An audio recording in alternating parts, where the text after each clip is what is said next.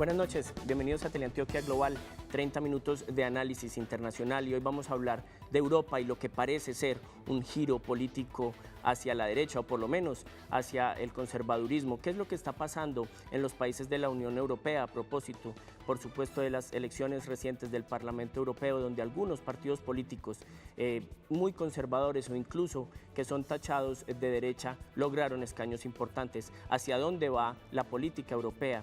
¿Cómo afecta esto a los inmigrantes americanos que están en el viejo continente? Eso es lo que vamos a ver hoy aquí en Teleantioquia Global.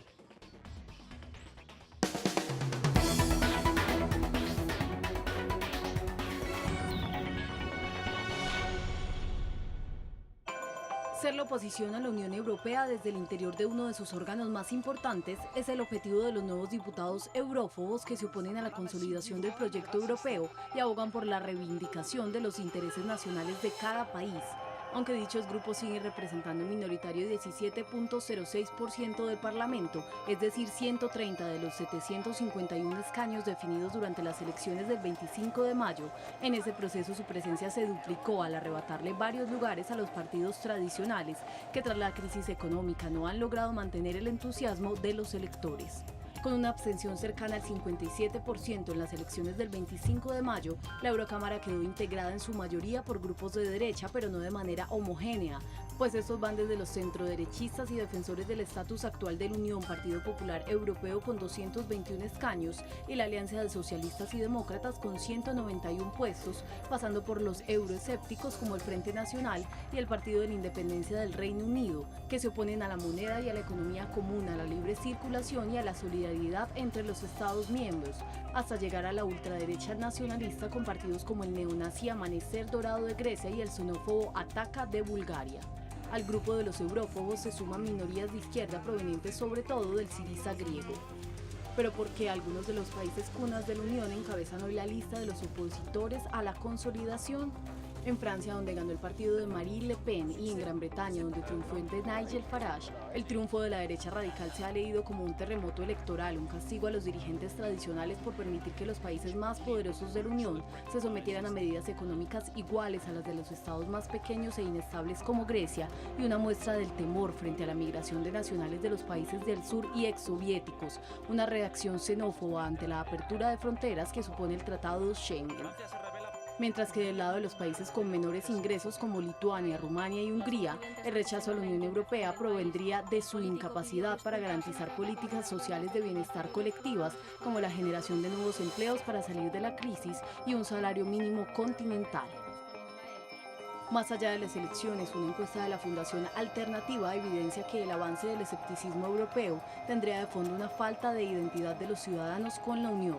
El informe de 2012 muestra que el 44% de los habitantes de los Estados miembros se identifica solo como ciudadano de su país y no de la Unión, mientras que el 43% dice ser tanto nacional como europeo y solo un 4% afirma identificarse solo como europeo.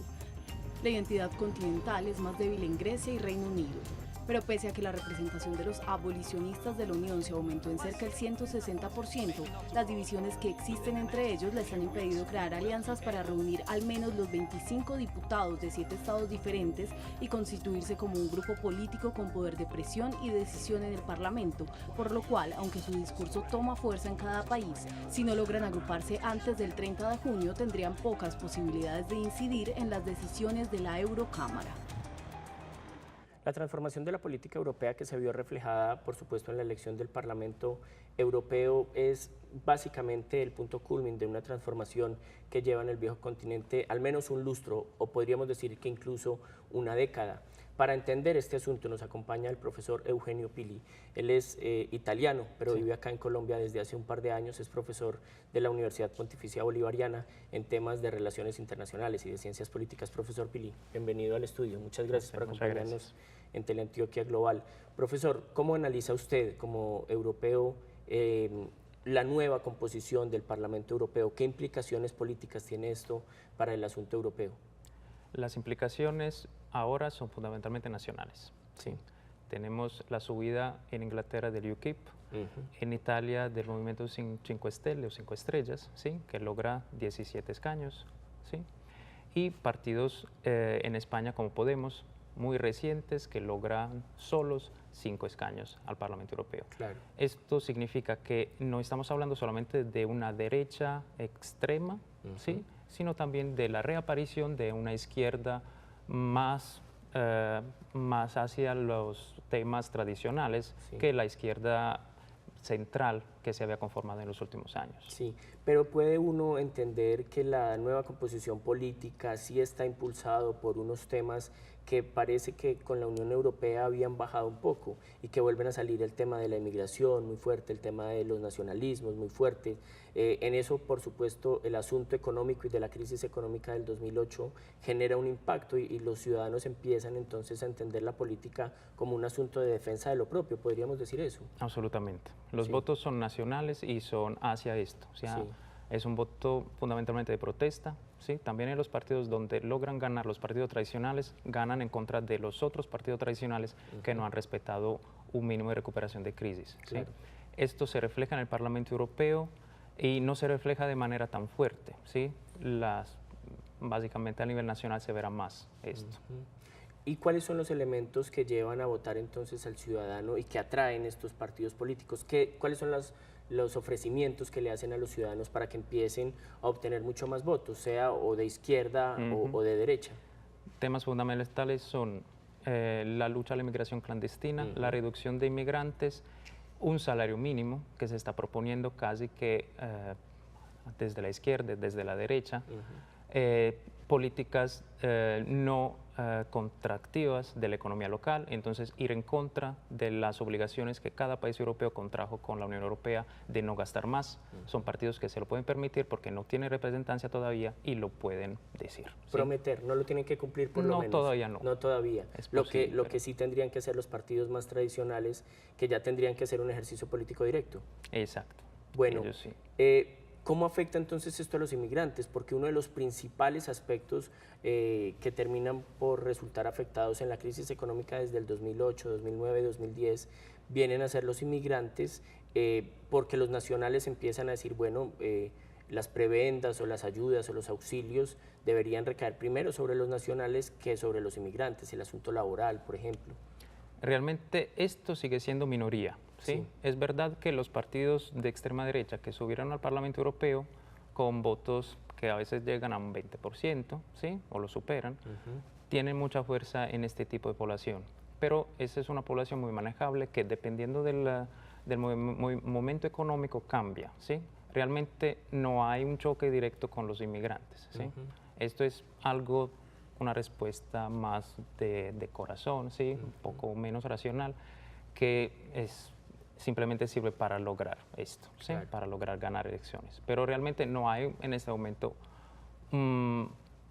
pues son partidos, como digo, minoritarios. ¿Sí? Los partidos de extrema derecha, ¿sí?, los skinheads de Alemania, de Polonia, de Hungría, no logran llegar al Parlamento Europeo y tienen votaciones por debajo del 4%. Claro, que quizás son los que logran un asunto noticioso más escandaloso, por supuesto, ¿cierto? Cuando logran así sea un escaño o 2 escaños, pero un partido considerado neonazi, por ejemplo, como los partidos que se han dado en Grecia o lo que usted hablaba en países incluso de la ex cortina de hierro, parecen tener más impacto en las noticias internacionales, pero menos en la realidad. Claro. ¿Sí? Si tú miras, Salvador Ada no logra ningún escaño y el UKIP, cuando empieza a tener que ganarse los votos para el Parlamento Europeo, ya baja el tono, ¿sí? Ya no llega a los extremos porque el voto en Europa es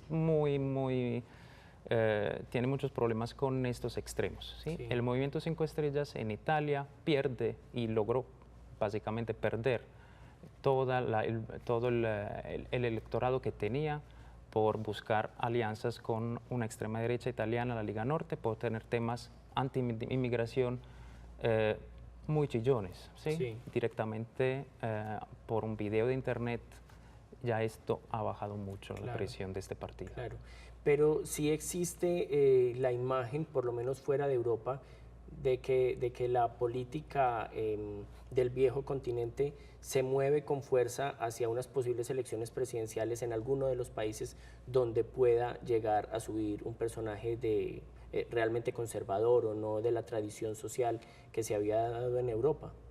Hay casos que ya se encuentran, ¿sí? El caso de Hungría, ¿sí? Tenemos un conservador que está tirando hacia la derecha y está buscando posiblemente salir de los acuerdos europeos. Perfecto. Está en la línea, ¿sí? Apenas llega el momento en que necesita la Unión Europea, nuevamente se acomoda. Pero realmente como tales, en este momento tenemos muchos nuevos posibles presidentes, como lo de Eslovenia, pero son nuevos en el sentido de que no pertenecen al sistema tradicional. Perfecto. Pero eso no significa que van a quedar en la extrema derecha. Perfecto. Bueno, ¿cómo se está viviendo en Europa esta transformación política o estos nuevos visos de la política europea? Eso es lo que vamos a ver aquí en un segundo en Teleantioquia Global.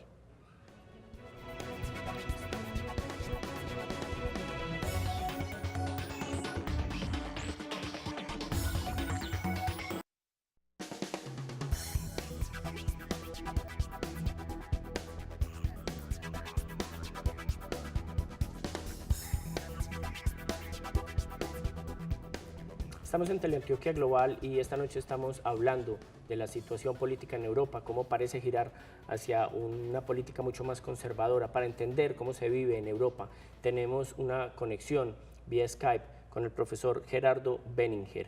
Él es español, pero actualmente vive en la República Checa y hoy va a conversar con nosotros sobre la situación política europea. Profesor Benninger, ¿cómo está? Muchas gracias por estar esta noche con nosotros acá en Teleantioquia Global.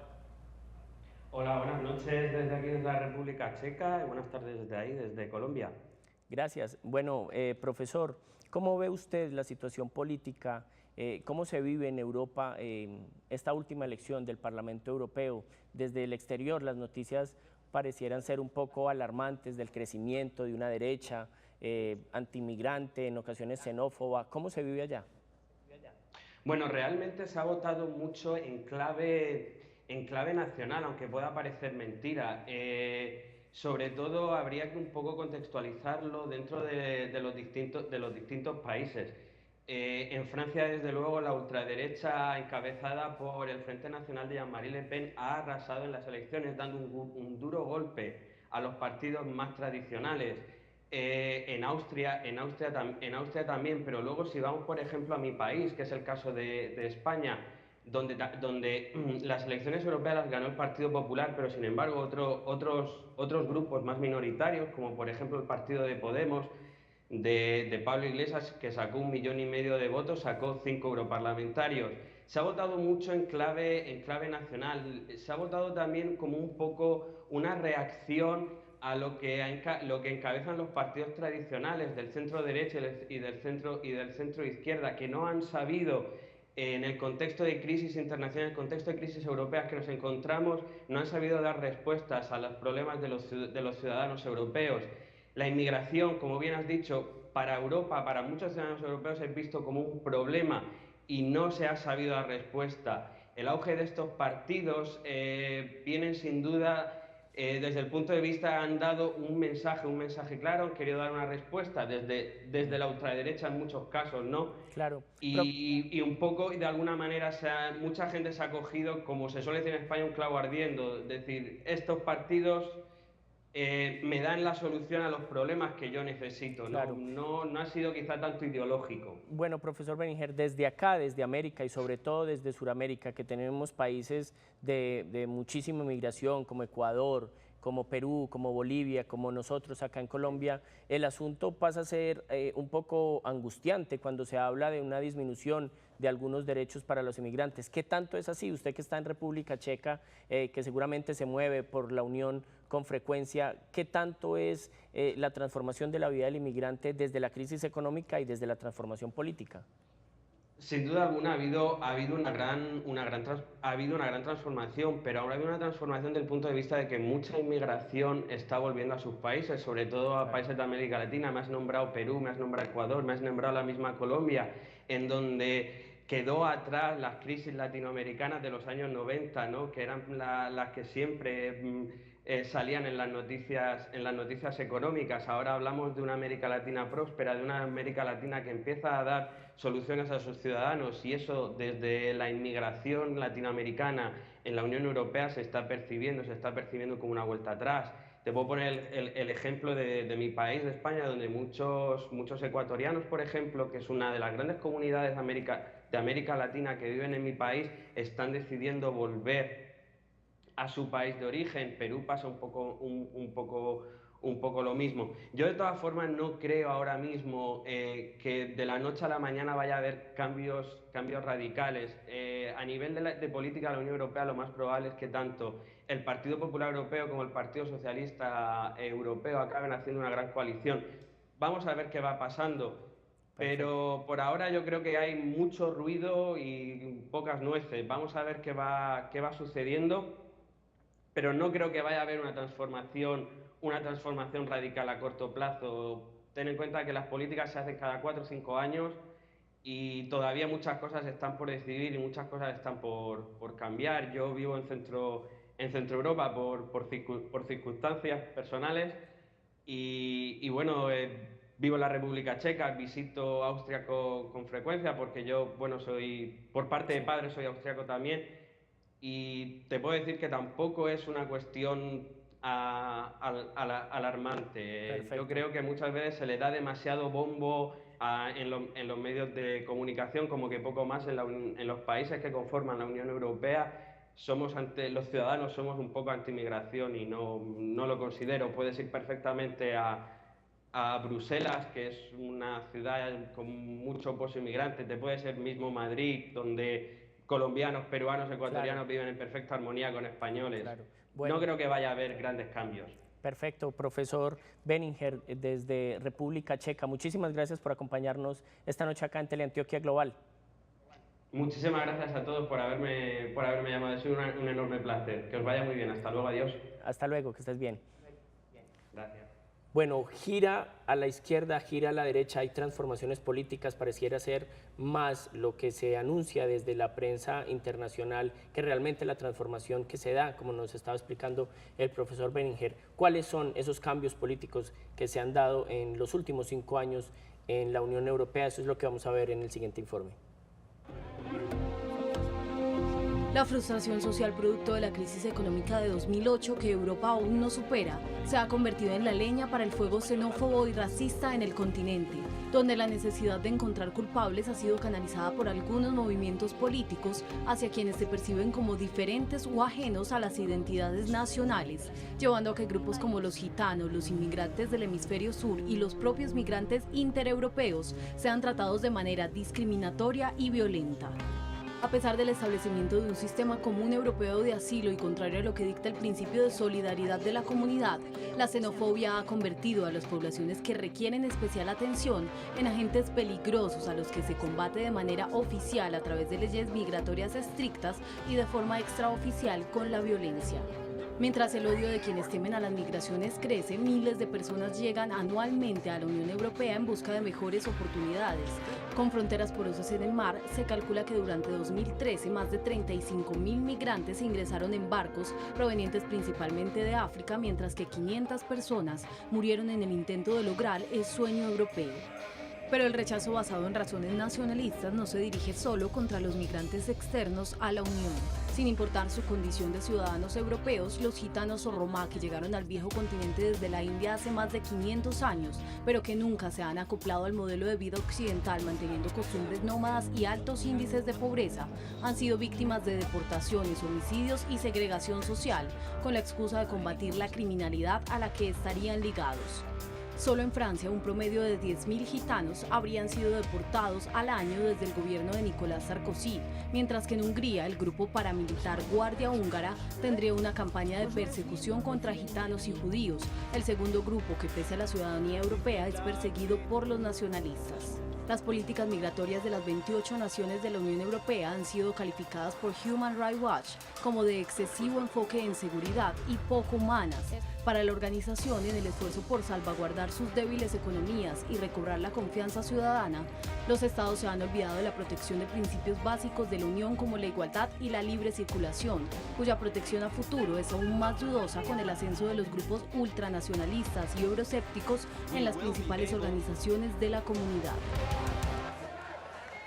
Aunque parece ser una lucha interna de cada país, lo que se está jugando en la nueva política europea son dos visiones de la Unión Europea, aquellos que consideran que debe seguir siendo muy fuerte, los europeístas, y aquellos escépticos, euroescépticos, que consideran que la Unión Europea debe transformarse. Eso es lo que vamos a analizar en un segundo acá en Teleantioquia Global.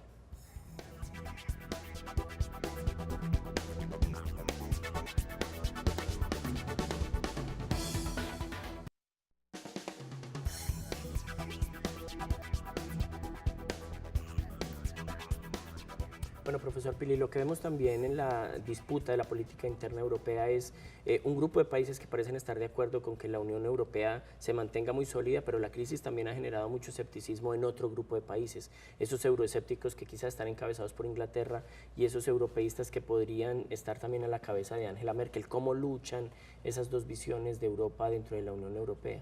En el sistema de Unión Europea, o sea, en el sistema institucional, luchan fundamentalmente en buscar más poderes para el Parlamento Europeo o más poderes por el Consejo Europeo, o sea, para los estados. ¿Sí? Sí. Esta es la posición de Cameron, es muy clara, tiene algo verdadero, ¿sí? En el momento en que él dice politicizar el comisario europeo, que es lo que está pidiendo de alguna manera el Parlamento Europeo, significa limitar su neutralidad al momento de decidir o de presentarse a nivel internacional.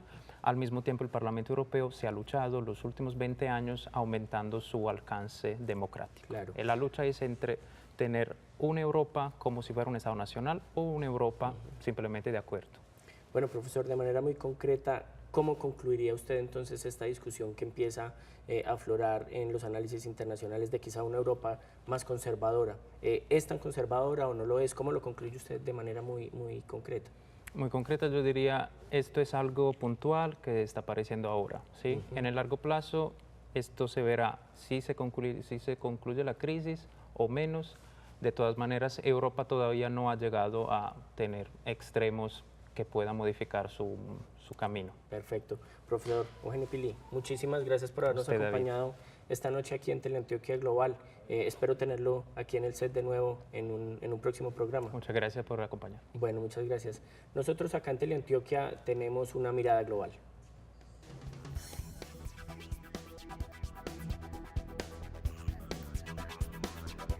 Antes de terminar nuestro programa, ponemos aquí en Teleantioquia una mirada global.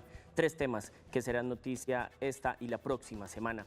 La primera de ellas tiene que ver con Rusia y Ucrania. De nuevo, el presidente Vladimir Putin ha asegurado que el suministro de gas a Ucrania se va a ver disminuido, incluso que se tiene que pagar la deuda que existía y que, recordemos, Ucrania es el principal aportador del gas que calienta Europa y las preocupaciones que existen en Ucrania aumentan cada día si esta presión sigue siendo tan fuerte desde Moscú. La segunda noticia tiene que ver con la visita que hizo el vicepresidente de Estados Unidos, Joe Biden, a Brasil en plena Copa del Mundo. Fue a visitar a la presidenta Dilma Rousseff. Recordemos que Brasil y Estados Unidos mantienen aún una pequeña disputa por los anuncios que se dieron hace más o menos un año sobre el espionaje que realiza el presidente Obama y su gobierno. Pues bueno, Biden ha ido a Brasil, ha asegurado que continúan unas buenas relaciones, que el gigante suramericano sigue siendo un gran aliado en todas las luchas que adelanta la potencia mundial y hay que ver cuáles son los alcances de este reacondicionamiento de las relaciones entre Brasilia y Washington. Y el tercer tema es Venezuela, lo que está sucediendo con la diputada o exdiputada María Corina Machado, quien fue llamada a declarar a la Fiscalía de su país sobre un posible intento de asesinato al presidente Nicolás Maduro. Ella lo niega, por supuesto, pero hay que ver cuáles son los alcances de esta citación que se le hizo a María Corina Machado y hasta dónde la puede llevar. Recordemos que es una de las principales líderes de la oposición. Esto es todo por hoy, aquí en Teleantioquia Global. Recuerden, siempre los miércoles a las 9:30 de la noche. Nos vemos dentro de 8 días con más análisis, mayor profundidad y nuevos invitados. Buenas noches.